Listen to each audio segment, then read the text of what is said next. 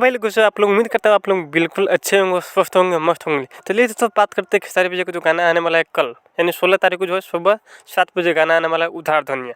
उसका आप लोग टीजर देख लीजिए। टीजर जो है काफ़ी बेहतरीन टीजर है। इस वीडियो में काम किए हैं खेसारी भैया प्लस में यामिनी सिंह जी। यामिनी सिंह जो है फिर से जो है मस्त लुक में, मस्त अंदाज में काम किया है। उनका जो लोग जो है इस समय दीवाना हो चुका है।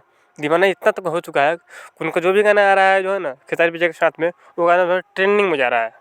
ऑलरेडी खेसारी भैया तो ट्रेंडिंग स्टार हैं ही, प्लस वो आए हैं ना तो और मतलब एनर्जी मिल रहा है ऑडियंस के। नए नए लुक में, नए नए अंदाज में गाना गा रही है।